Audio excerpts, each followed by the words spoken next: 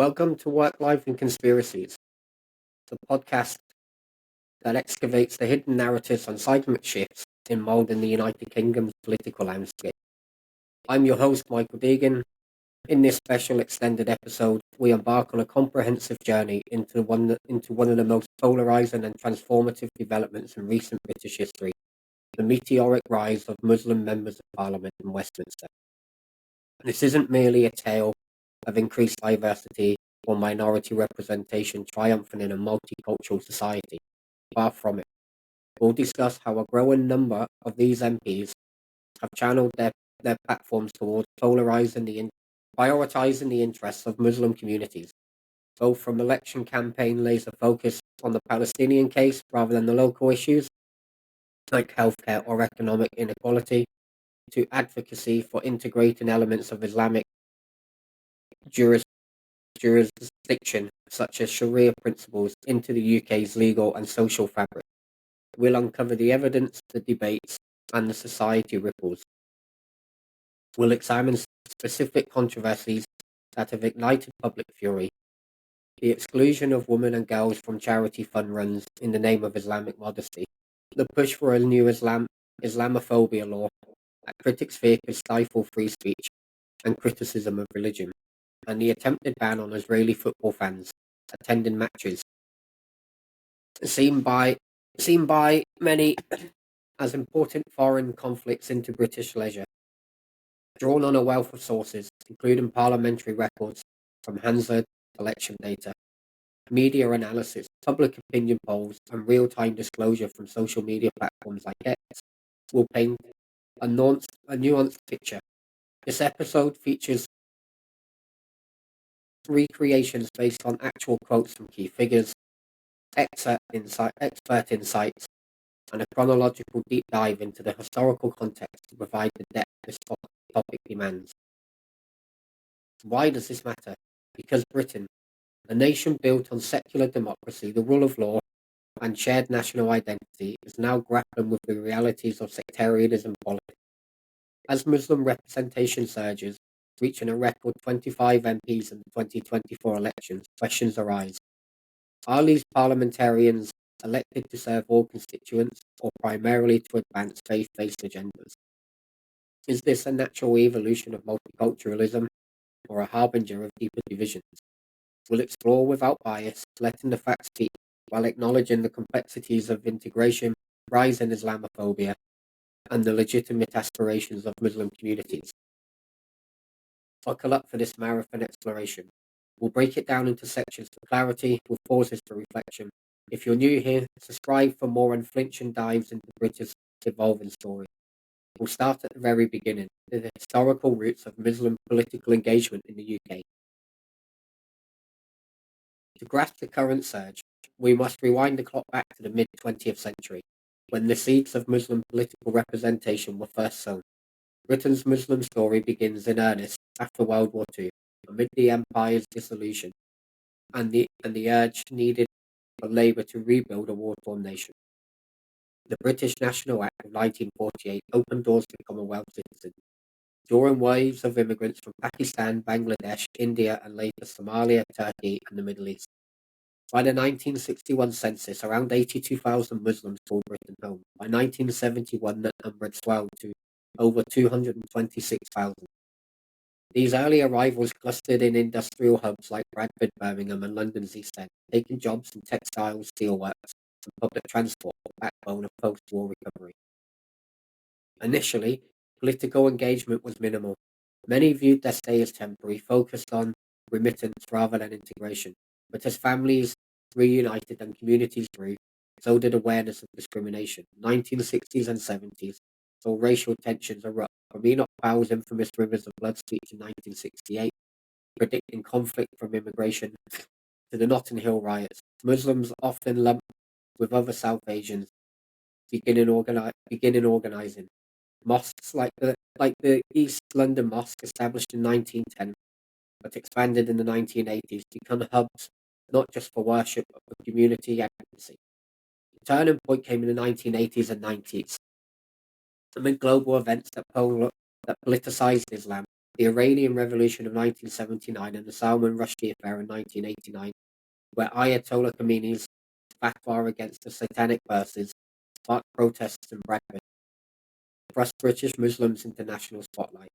Groups like the Muslim Council of Britain, founded in 1997, emerged to lobby for rights from halal school meals to anti-discrimination laws. This era also saw the first Muslim councillor, Mohammed Ajib, elected in Bradford in 1979, paving the way for local influence. By the 1990s, Muslims comprised of 1.6% of the population, around 936,000. Their political voice amplified through alliances with the Labour Party. Labour's roots and working class solidarity resonated with immigrant communities, offering a platform against Thatcher-era policies perceived as hostile. The 1997 election marked a milestone. Mohammed Sawar became the first Muslim MP representing Glasgow Government. Sawar, a Pakistani-born businessman, symbolised integration, yet his tenure was marred with controversies including vote-rigging allegations, later acquitted. The early 2000s accelerated this trajectory. The 9/11 attacks and the Iraq War in 2003 galvanized Muslim activism. Anti-war protests led by figures like George Galloway, who funded the Respect Party in 2004, blended left-wing politics with Muslim concern, drew hundreds of thousands. Galloway's 2005 victory in Bethnal Green and Bow ousted Labour's Una King on an anti-war ticket, foreshadowed today's sectarian shifts. Respect appealed to Muslim voters disillusioned with Labour's foreign policy, emphasising issues like Palestine and Islamophobia. By 2010, 8 Muslim MPs sat in Parliament, mostly Labour, focused on domestic equality while navigating faith-based issues. Khalid Mahmood, elected in 2001 for Birmingham Perry Bar, critiqued extremism within communities, while Naz Shah faced scrutiny over past anti-Semitic comments but later became a vocal advocate for Muslim women's rights.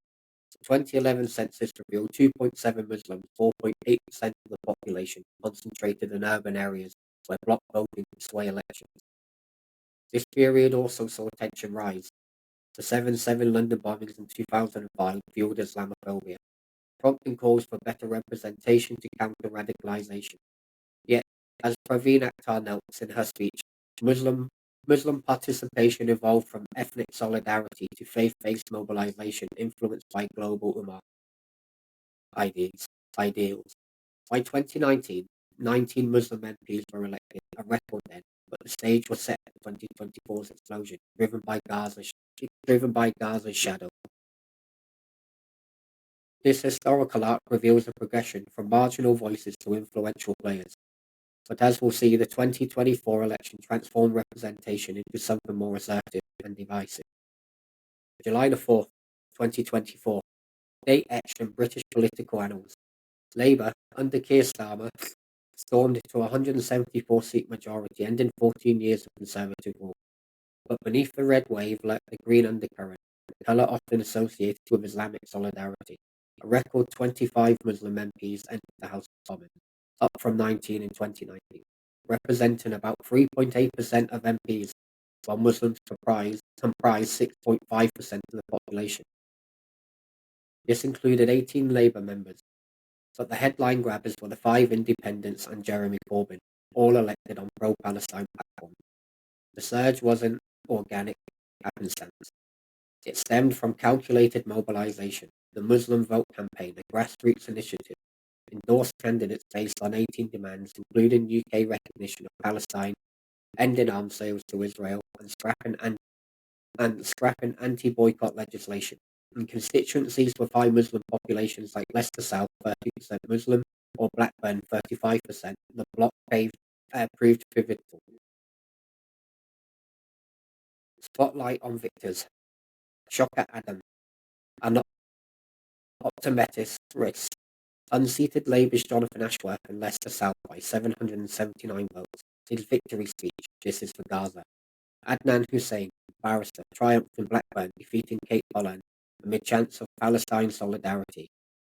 Ayub Khan in Birmingham, Perry Bar, Iqbal Mohammed in Dewsbury and Backley, and Nuashba Khan in Gorton followed suit.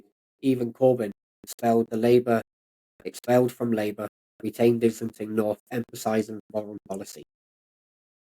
Polls underscored the motivation. 44% of British Muslims ranked Gaza among their top 5 issues versus 12% national.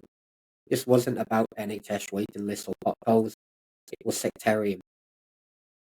A next user, ArchRose90, tweeted, independent sectarian Muslim MPs focus on Israel, Gaza, Pakistan airports, cousin marriage, and banning Jewish fans. None of them should be in Parliament. Labour's response, internal turmoil. The party lost control of the Muslim vote, with insiders admitting tactical alliances sidelined British priorities. Near misses like Leanne Mohammed nearly topping West Street in Ilford North highlighted vulnerability. The independent alliance formed by these MPs now acts as Parliament's sixth largest party, amplifying their voices. Critics, including Reform Zia Youssef, a Muslim himself, decry this as an anti-integration. Yet advocates like the MCB hailed it as democratic progress. The Electoral Reform Society called 2024 one of the most disproportionate results in history, with smaller parties like these independents punching above their weights. This election wasn't just a win for Labour, it was a watershed for faith-driven politics. But what policies have followed? Palestine has emerged not just as a key issue, but as the defining lodestar for many Muslim MPs.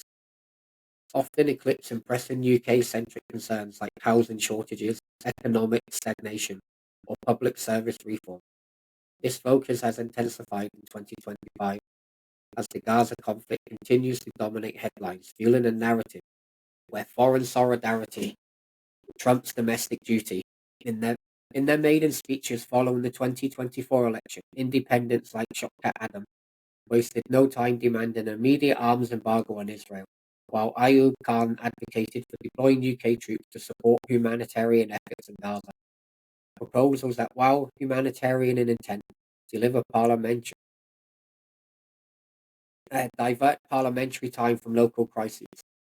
By early 2025, this collective lobbying from Muslim MPs and their allies contributed to Labour's decision to suspend select arms licences to Israel, marking a policy shift from the party's earlier measured stance. The emphasis is stark in parliamentary activity.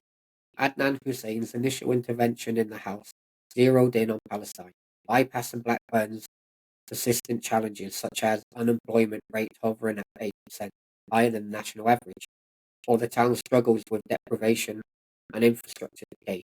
Similarly, Labour MPs Zara Sultana and Asfana Begum have repeatedly clashed with party leadership over calls for an unconditional ceasefire, tabling motions and early-day resolutions that prioritise international democracy over save debates on the UK's cost of living crisis. Even non-independent Muslim MPs, like Tahir Ali, have waved foreign policy into their advocacy, defending cultural practices such as cousin marriage, which is more prevalent in some Muslim communities and linked to health risks as part of broader discussion on religious rights, further blurring lines between domestic and diaspora concerns. This pattern extends beyond rhetoric. In June 2025, a groundbreaking survey of Labour's Muslim MPs, councillors and mayors revealed deep-seated disquiet over Gaza, with 82% expressing dissatisfaction with the government's initial response and 75% supporting sanction on Israel, including a full arms export ban. The survey, conducted by the Labour Muslim Network, uncovered how the Palestine-Israel conflict has become a major wedge issue, eroding trust between Muslim representatives and the party leadership. Half of Labour MPs overall signed a letter in July 2025 demanding UK recognition of Palestine. A manifesto pledge, yet implementation has been slow, leading to accusations that domestic priorities like the NHS reform are being sidelined amid internal factionalism. More controversial reports emerged in September 2025 of Muslim MPs, including independents, highlighting the devastating toll in Gaza, over 64,000 Palestinians killed since October 2023, and calling for stronger UK interventions, with some fringe voices even interpreted as urgent escalation against Israel. The Independent Alliance, comprising pro-Palestine independents like Adnan Hussein and Khan, has allied with figures such as Jeremy Corbyn and Zara Sultana, forming what critics dub an Islamo-Socialist alliance, focused on anti-Israel politics rather than UK economic recovery. The Foreign Affairs Committee inquiry launched in November 2024, ongoing into 2025, has seen Muslim MPs submit evidence emphasising the Israeli-Palestine conflict, further amplifying foreign over local agendas. Public disclosure on X captures the frustration vividly. User John Han 0404 shared a video of Tahir Ali addressing solely foreign issues, lamenting they were elected to represent British interests. Another, at Stephen J. Henry 2022, warned of a slippery slope in Sharia, branding voters Turkey's voting for Christmas. This sentiment echoes broader critics. MPs like Iqbal Mohammed have pushed for aid to Pakistan, including new infrastructure projects like airports funded by UK taxpayers, raising questions about resource allocation amid Britain's own fiscal strains. Critics argue this is clientism at its core, catering to dysphoria loyalties while neglecting constituents facing rising energy bills or crumbling public services. Yet defenders counter that this advocacy is justified amid surging anti-Muslim hate following October 7, 2023, and reflects the global Ummah's interconnectedness. Figures like the Muslim World League's chief have urged Britain to shift focus from Gaza to domestic integrations, but such calls have been drowned out by the persistent protests and parliamentary pushes. A hyphen polling illustrates there's a stark priority mismatch. While Gaza tops concerns for many British Muslims, the general populace prioritises economy and healthcare. This divide risks alienating voters and fueling perceptions that Muslim MPs serve as ambassadors to Palestine rather than representatives for all. The broader implication: a parliament where foreign conflicts consume bandwidth, potentially stalling progress on UK issues. As support for Palestine evolved from solidarity to actionable policy, reshaping Britain's foreign stance for good. As some opine, the question lingers: at what cost to national unity? The conversation around Sharia often translates as the way or Islamic law in Britain is one of the most fraught elements in this evolving narrative. No Muslim MP has explicitly campaigned for the wholesale imposition of Sharia as the law of the land. Such a move would be incompatible with the UK's secular constitution and likely political suicide. However, the existence and expansion of Sharia councils, which apply Islamic principles to personal and family matters, has sparked intense debate about whether these bodies represent cultural accommodation or a creeping parallel legal system that undermines British values of equality and justice. Let's start with the basics. Sharia councils are voluntary faith-based arbitration bodies that have operated in the UK since the 1980s, primarily serving Muslim communities in resolving disputes related to marriage, divorce, inheritance, and child custody. There are now at least 85 such councils across the country, a figure nearly 20 times higher than previously estimated, according to the recent think tank studies. With hotspots in cities like London, Birmingham, and Bradford, these councils draw on Islamic jurisprudence, often referencing texts like the Quran and the Hadith, to issue non-binding rulings such as fatwas. Defenders, including some Muslim MPs, portray them as complementary to the British legal system, similar to Jewish vetting courts or Christian mediation services, providing cultural sensitive resolutions that reduce pressure on civil courts. For instance, Labour MP Tahir Ali has defended Sharia councils as essential for maintaining community harmony, arguing they handle matters like talaq, Islamic divorce, in a way that aligns with religious beliefs without overriding UK law. Similarly, independent MP Ayub Khan has echoed this sentiment, emphasising that these bodies are advisory and voluntary, helping to integrate faith into everyday life without imposing on non-Muslims. Proponents like the Muslim Council of Britain point out that Sharia councils can ease the burden on the family court system, which is often backlogged, and provide a space for religious observance in a multicultural society. However, critics, ranging from secular activists to conservative politicians, argue that these councils create a shadow legal system that operates in the grey areas of integration, often to the detriment of vulnerable individuals, particularly women. A key concern is gender discrimination.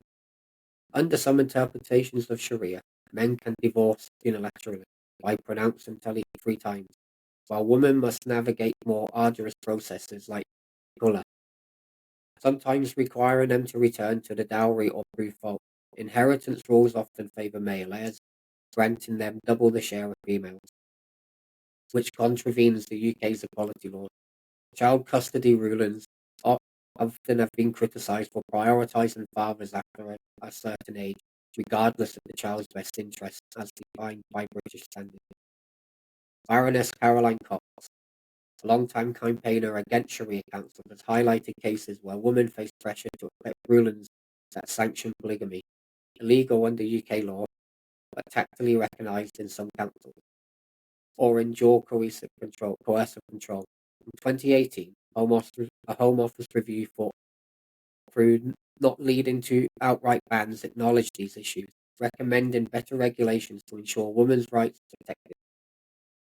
Yet enforcement remains lax, with reports of councils operating in backroom settings accused of misogyny and exploiting religious freedom. The debate heated up in 2025, thrust into the spotlight by international figures and domestic parliamentary clashes.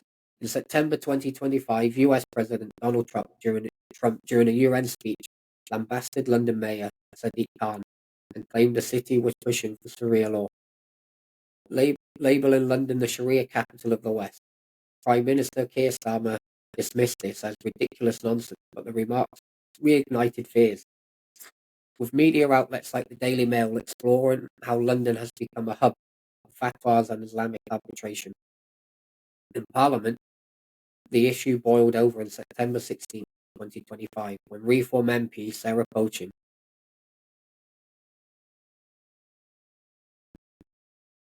questioned the Justice Secretary about Sharia councils, calling for their shutdown. Sharia has no place in the UK and is not part of the judicial system. Justice Secretary Sarah Sackman responded by reaffirming that Sharia has no legal jurisdiction, but defined the council's role in mediation, stating they align with British values of religious freedom. This stance echoed a broader government position, with officials noting that Muslims are increasingly turning to these councils for civil matters, making the UK the Western capital for Sharia arbitration. Former Home Secretary Suella Braverman amplified the criticism in early 2025, warning that without checks, Britain could succumb to Muslim fundamentalists within 2 decades, pointing to the rise of these councils as evidence of failing integration. Independent MP Rupert Lowe tabled a motion in Parliament to abolish all Sharia courts, labelling them a parallel legal system that erodes equality. On the other side, Fawaz Mughal, founder of the anti-Muslim hate monitoring group Tell Mama, clarified in a September 2025 interview on the Daily Tea podcast, councils are purely advisory and do not override civil law, but he acknowledged concerns about coercion and called for transparency. Yet not all views are alarmist. Articles in the Review of Religious think tank Sharia as misunderstood, focused on personal ethics like charity and justice rather than punitive measures. Defenders argue that banning councils would drive practices underground, exacerbating isolation. A spiked article from October 2025 notes that while no party calls for Sharia governance, lack of integration allows councils to fill voids, troubling for a unified society. The implications are profound. Women's rights groups like One Law for All campaign against council, citing cases where victims of domestic abuse are advised to reconcile rather than seek legal protection. In towns like Oldham, separatist Muslim groups filed candidates prioritising faith, further enhancing divides. As Nick Thornby MP warned in an October 2025 speech at the Policy Exchange, free speech and Islam in Britain are at stake if parallels to historical authoritarianism aren't addressed.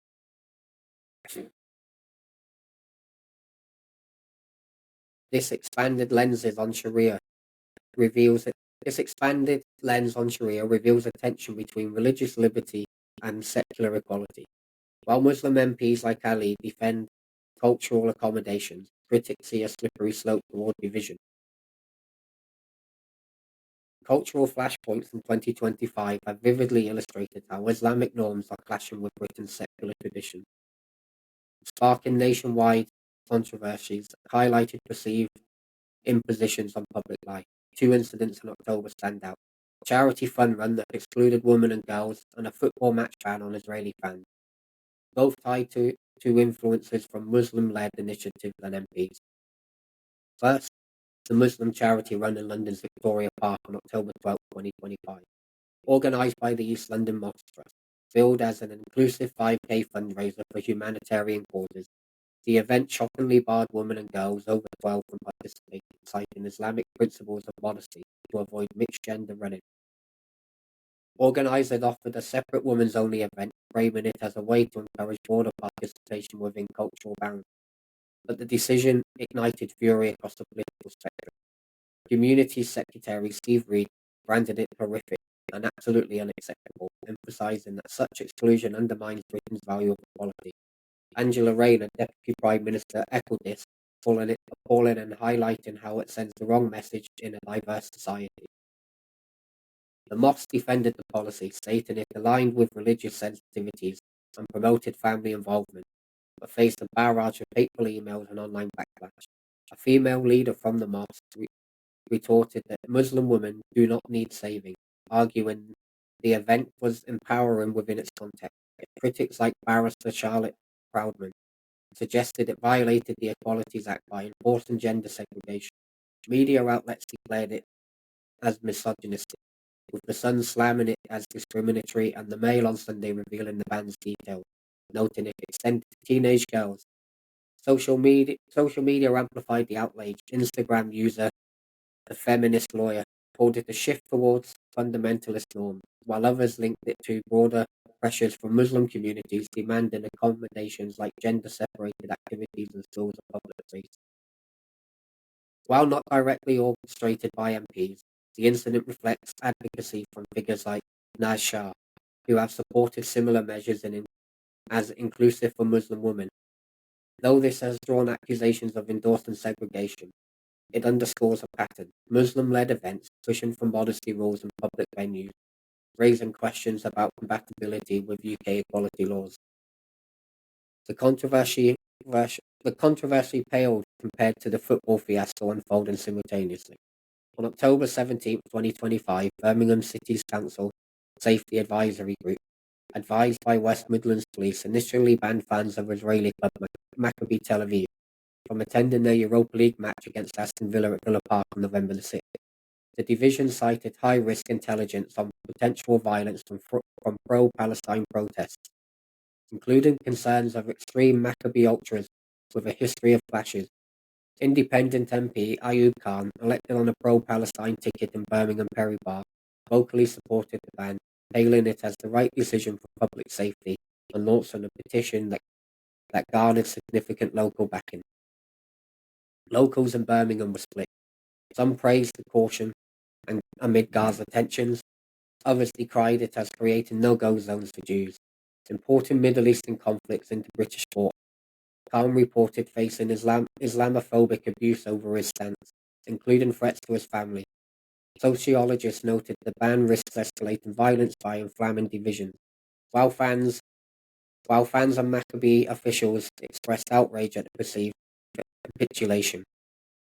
These events aren't isolated. They echo demands from accommodations like prayer rooms in stadiums or halal-only events, often backed by Muslim MPs.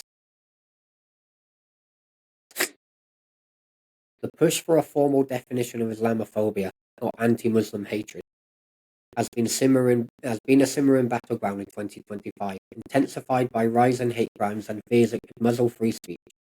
Launched in February 2025 with a government working group amid a 335% spike in anti-Muslim incidents post-October 2023, the debate reached a fever pitch in October, exposing risks between protection advocates and free expression guardians.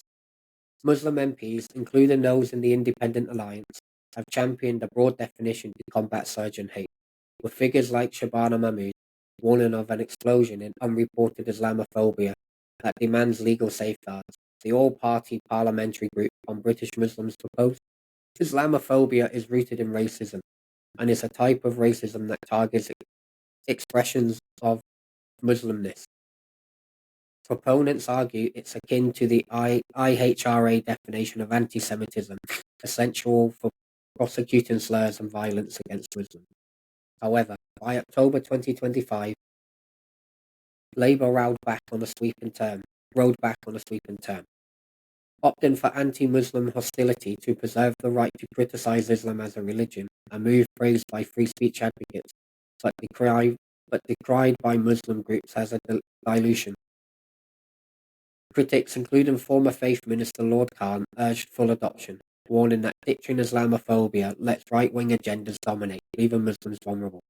Community Secretary Steve Reed insisted any definition must not restrict speech, echoing concerns it could criminalise legitimate critiques of Islam or practices like Sharia. The NCB was controversially excluded from consultations, sparking biased accusations, whilst backlash mounted over Labour's retreat amid free speech fears. And on October 13, 2025, Hansard debate on the Manchester terrorism attack, MPs linked the issue to extremism, pledging to drop definitions hindering calls against Islamist threats. Reports suggest Britain may ditch plans entirely, with ministers viewing it as too divisive. Georgetown's Bridge Initiative noted the shift to anti-Muslim hostility as a compromise, but Muslim advocates argue it fails to address racism targeting Muslimness. The Telegraph reported Labour tearing up the definition, highlighting the internal rows. This debate encapsulates the tension, safeguarding minorities versus preserving critique, with October 2025 marking a potential retreat that could alienate Muslim voters. As we conclude this episode of Work, Life and Conspiracies, the evidence is clear and alarming. The rise of Muslim MPs in British politics, driven by sectarian agendas that favour foreign conflicts and Islamic reforms over the needs of the British people, represents a profound threat to our nation's sovereignty and secular tradition. We must confront this reality with unwavering resolve. It is imperative that we act now to ban these MPs from Parliament, stripping them of their platforms before their influence entrenches Sharia-inspired laws and erodes our democratic foundation. Britain must adopt a tough, unyielding stance on Islam, enforcing strict integration policies, dismantling parallel systems, and prioritising our native values, or risk losing our identity forever. The clock is ticking. Inaction today could mean irreversible submission tomorrow. Please share this episode, demand change, and stand vigilant. And until next time, remember, our future hangs in the balance.